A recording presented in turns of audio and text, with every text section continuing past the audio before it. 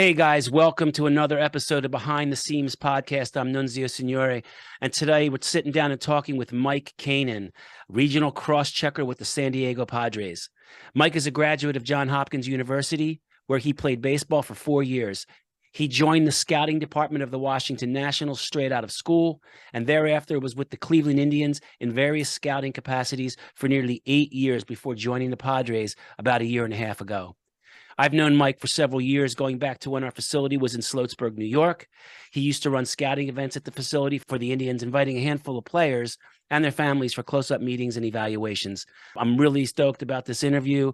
I've interviewed many college coaches during the past year, and I'm very interested to hear how their perspectives can differ on the recruiting front. So today we'd like to welcome to the show Mike Kanen. Mike, thanks for being on. Yeah, my pleasure. Thanks very much for having me. So let's start with some basics for those of our listeners who don't actually know the role of a cross-checker. Can you please explain what it is that a cross-checker does? Sure. I could kind of walk through the hierarchy, I guess, of a scouting department, an amateur scouting department. So, I mean, it's basically a pyramid. You have your scouting director at the top, your national cross checkers below that, regional cross checkers, and then you have your area scouts. So the area scouts are scouting, yeah, kind of a handful of states. And then as in my role as a regional cross checker, I'm kind of supervising 4 to 5 scouts that have an area and kind of comparing those regions to each other. So say a right-handed pitcher in New Jersey versus a left-handed pitcher in Indiana. My role is to kind of compare them and then ultimately pass the highest priority guys onto the national cross checkers and scouting director for the true decision-making process. You guys can't, this is only audio, but you guys can't look at Mike's view that he's got behind him. He's sitting there in Venice, Florida, and he's just got this beautiful view behind him. And I'm sitting here in the Northeast in my facility. But one of the benefits, I guess, is getting to the warm weather about now. So what made you want to become a scout out of college? I mean, my dream as a kid was to obviously play in the major leagues, but I think this is kind of next best as coaching or scouting. I played in at Johns Hopkins at Division III.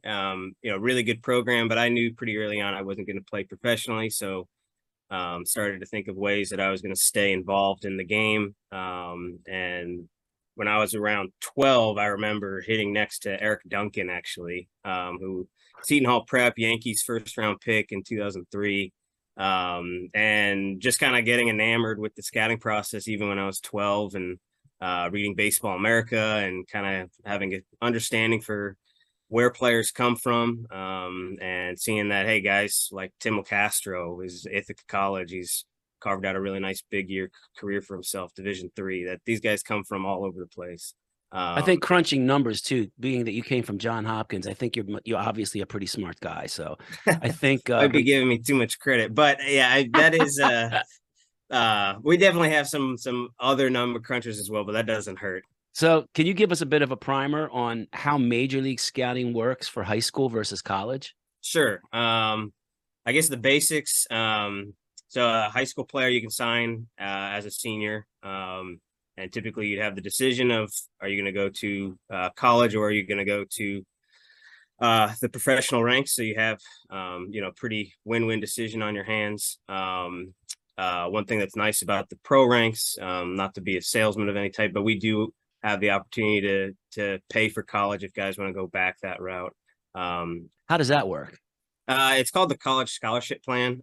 Pretty much every team will offer, in addition to your bonus, the opportunity to pay for your tuition. So if you're really excited about your education, but you still want to go out and sign professionally, you can play. And then say you have a 10, 15-year career, you can always go back and finish your degree, and the team will cover that with no extra.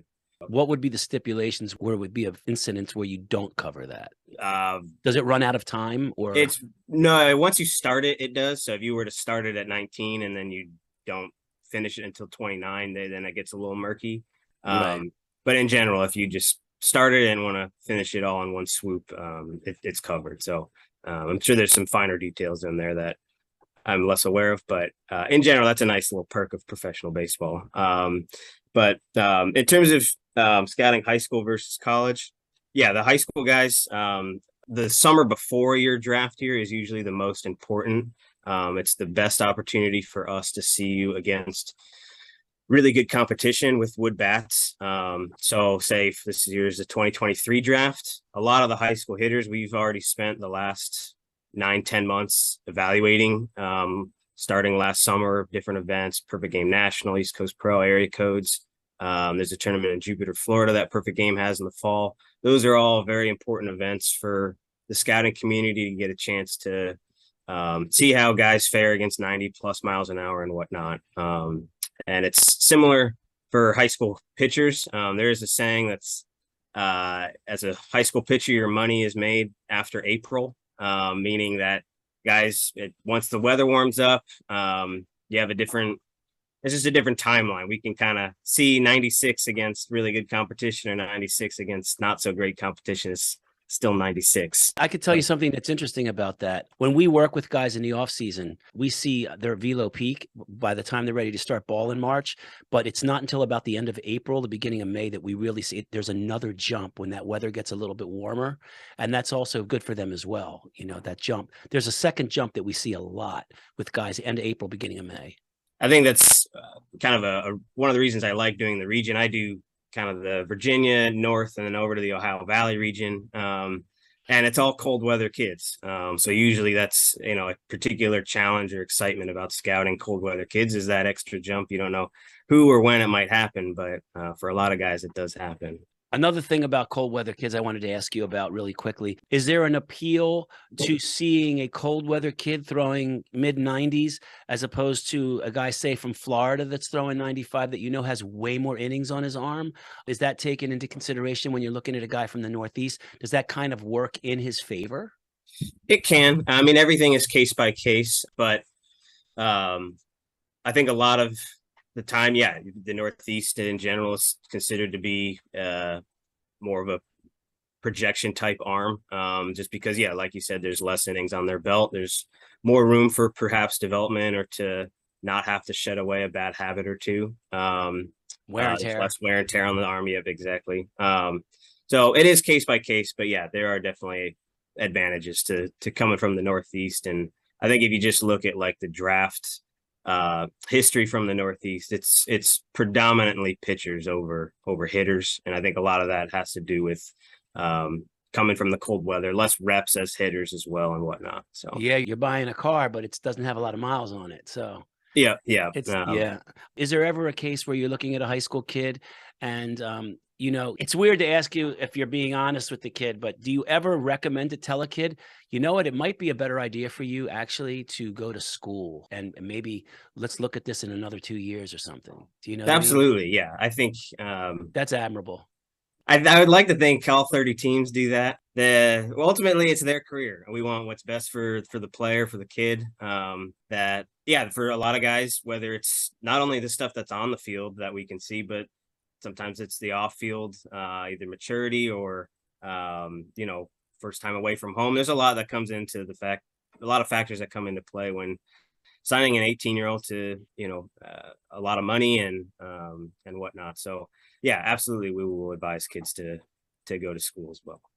So talking about that 18-year-old kid, how do you project an 18-year-old versus say a 22 to 24-year-old coming out of college?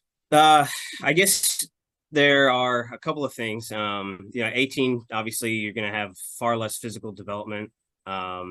Typically your skills, bat to ball, strike throwing, command, those may be less refined than the 22-year-old.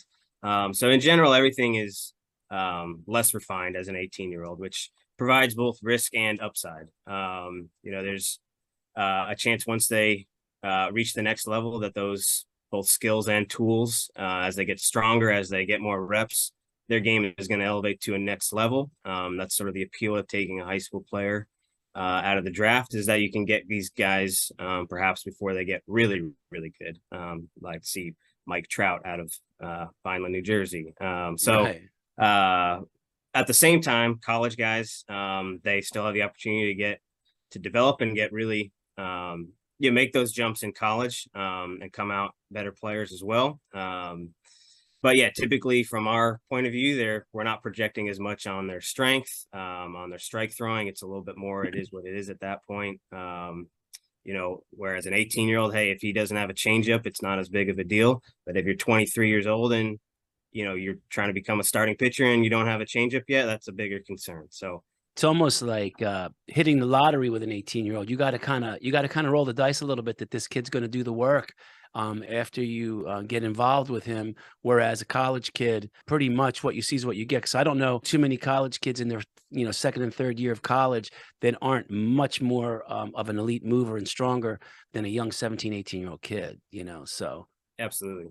So going back to what we're talking about for some young athletes and their parents, under what circumstances do you think it would be better if you're getting feedback from a scout? Under what circumstances do you think it's better for an athlete to go to college versus get drafted? It's definitely case by case. I would say that there are times where a lot of times it's the off-field stuff. Guys, there have been guys that we've scouted that don't have their driver's license yet, and they have no idea what they're doing laundry wise and whatnot. And that's, there are different challenges off the field that I would recommend. Hey, I think you would benefit as a person if you had 3 years in college and then try this again later.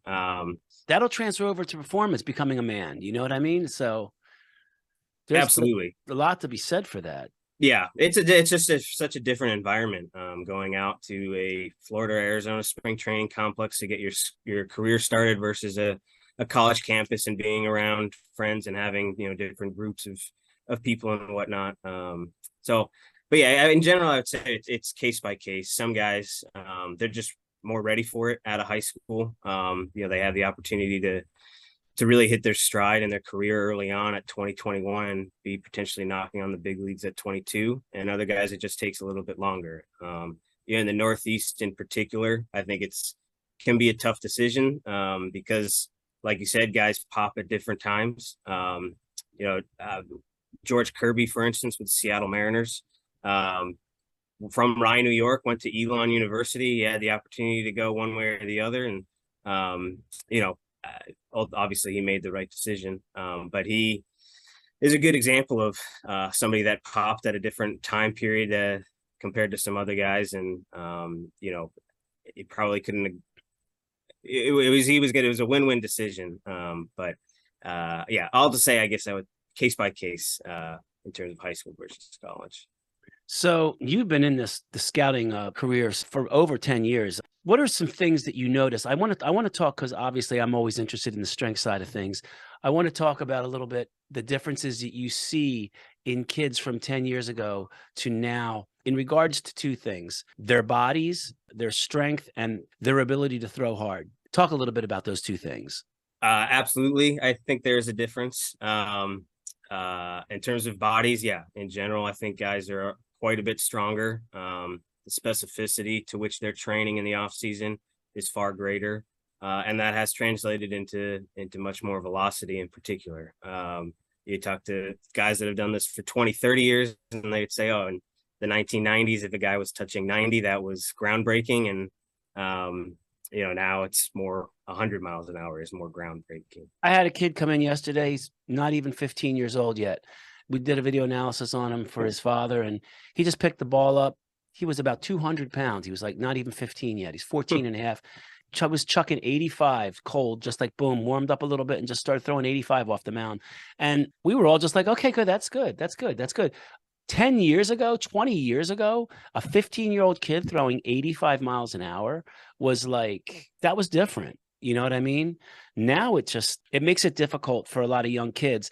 And I want to get your opinion on one other thing. I've always thought that a kid who's in really good shape and works on his body, when he is out on the field, the first initial reaction of a scout when he sees a kid that is in physical shape, does that change your perspective of a kid before you've even spoken to him? Like, doesn't a more in shape kid appear more confident, whereas a really undersized kid, does that sometimes appear to you to look a little almost lazy-ish as far as you're going to see this kid, you're looking for number 23, you look at number 23 and he's got his shoulders back and he's got an incredible body with a big set of legs at third base. And then you look at number 23 and he's 135, 40 pounds soaking wet. Your initial reaction to that is a lot of people's initial reaction to that. So can you talk about that? Yeah, absolutely. We say it's the eye test. If you show up at a field, typically you're going to know who the big leaguer is, just based on their body. Right. Exactly. There's kind of a scouting saying that major leaguers are freaks. That one walks through the door, you typically know who they are. Aaron Judge, obviously he's particularly freakish, unique, but yeah, he that guy is a professional athlete. On the flip side, there is some upside if a guy has broad shoulders and big features and he's 145 pounds.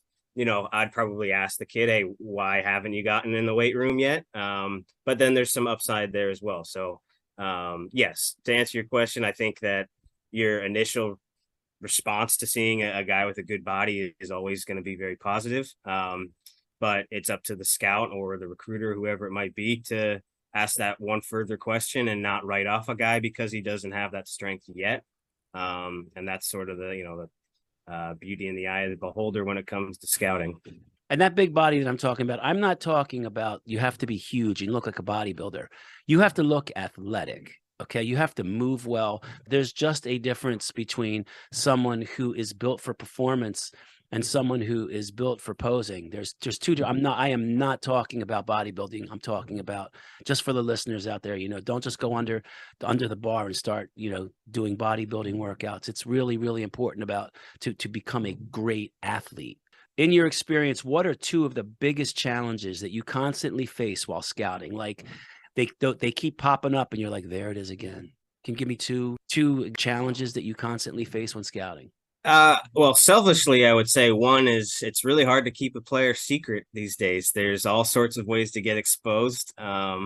Just from a competitive advantage standpoint with Perfect Game, Prep Baseball Report, all sorts of technology that's at different Division I and now becoming Division II and Division III programs. It's hard to find a guy that only the San Diego Padres know about today more than ever. But speaking more in terms of challenges on the field, one that typically comes to mind is a lot of the technology now, Blast, Rapsodo, TrackMan, etc.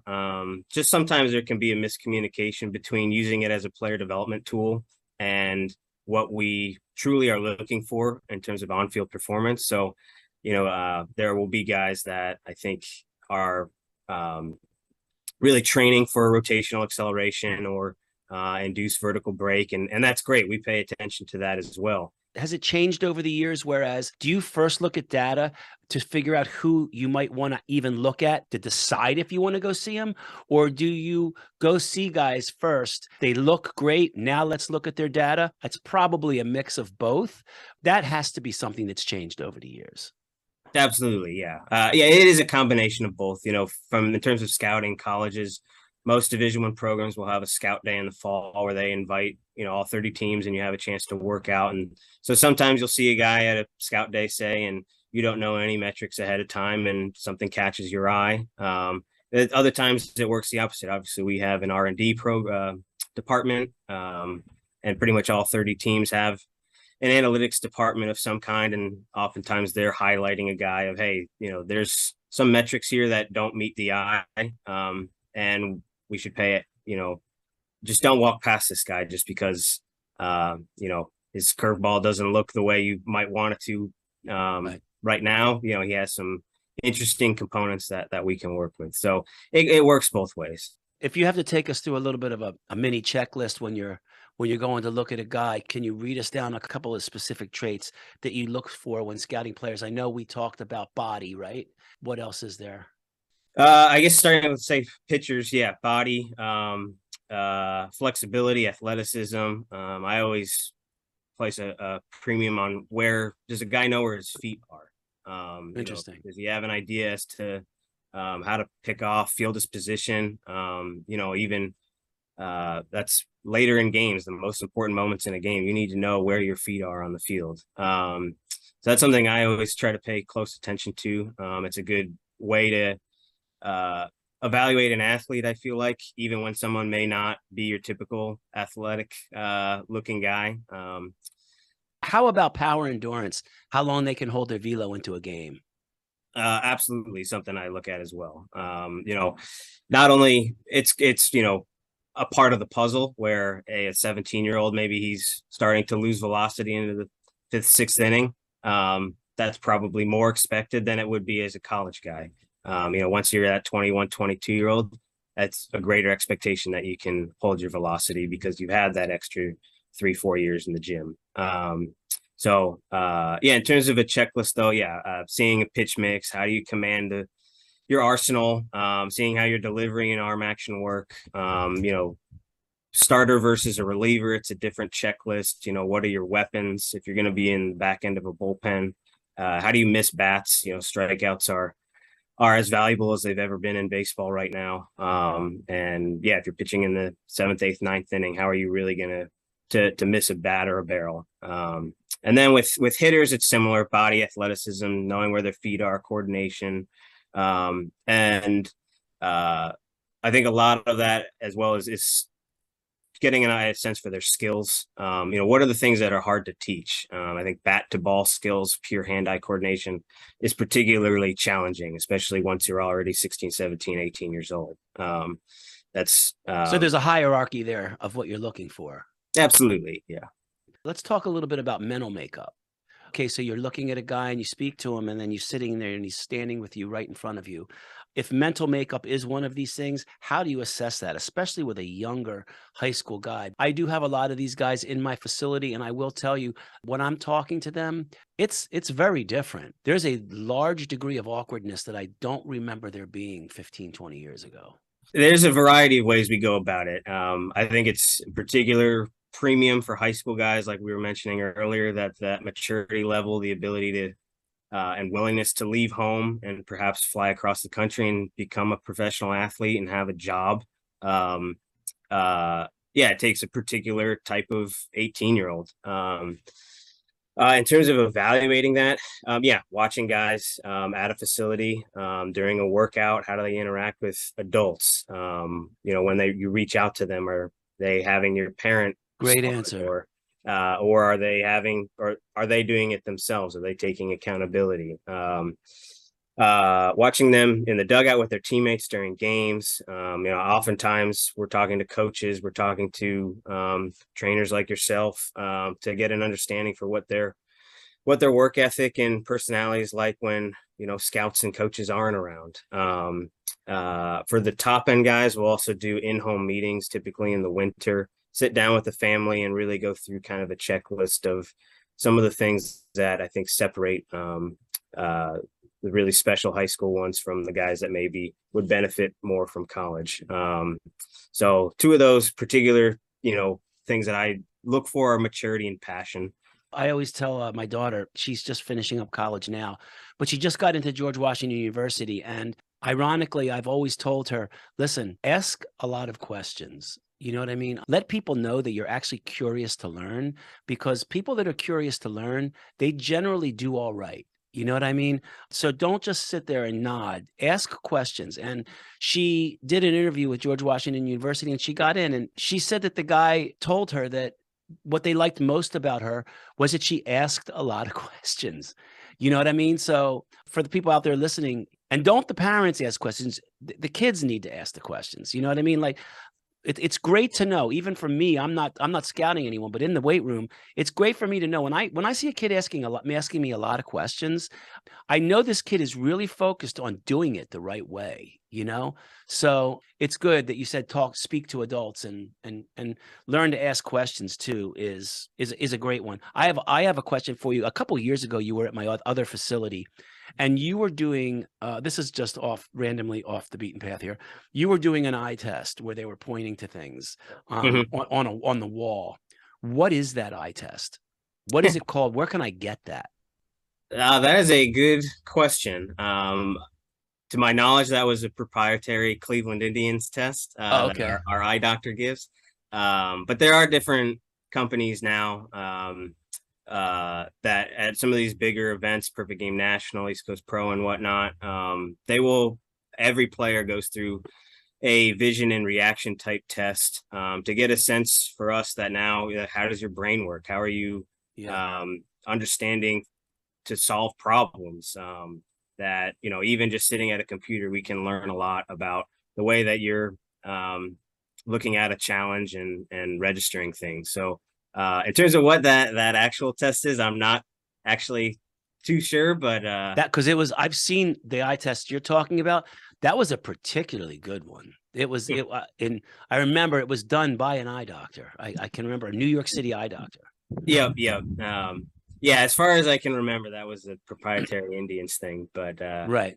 Every team has their sort. Now I'm with the Padres now, and right. And, we have our own types of things of that sort. So one last question. Okay, I'm a high school kid. What's your best advice to me? Is that advice going to be different for a college player? And if so, how? What is your best advice to me to get Mike Kanen and impress Mike Kanen as a high school player? And is it any different for a college player? I don't think it is different for a college player. My greatest piece of advice is play. Go somewhere that you can play. I mean, it is literally the job of a scout to find you and project as to what you can become in the future.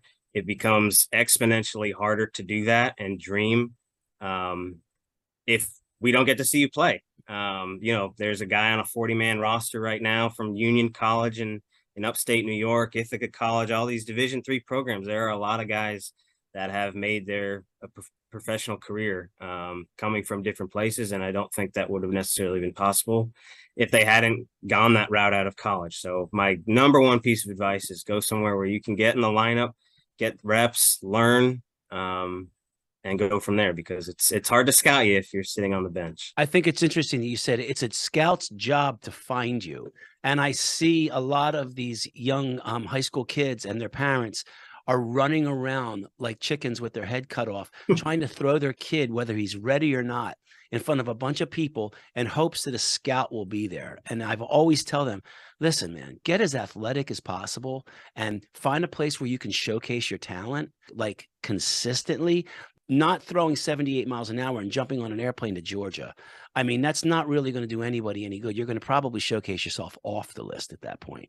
And I always say, guys will find you, get strong, get athletic, keep a good level head on your shoulders, right? Just get good at your craft.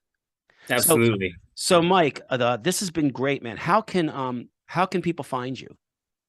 Yeah, I am on Twitter and whatnot. So if people wanted to have questions, sure, they can go that way. But yeah, in general, I hear you. I'll come to you. Okay, great. You can reach me at Nunzio Signore on Twitter, and my facility at RPP_baseball on Twitter and Instagram. Our website is www.rocklandpeakperformance.com. And if you haven't already, check out my book, Velocity-Based Training, How to Apply Science and Technology and Data to Maximize Performance. That's released by Human Kinetics, and you can get it on Amazon as well.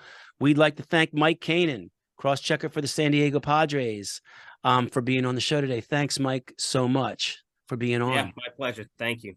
Absolutely. And I'm going to work on getting a house down there where you are in Florida right now, so I can get that backdrop like you have, because my backdrop looks just much less inspirational than yours. Guys, until the next time, thanks for tuning into Behind the Seams podcast.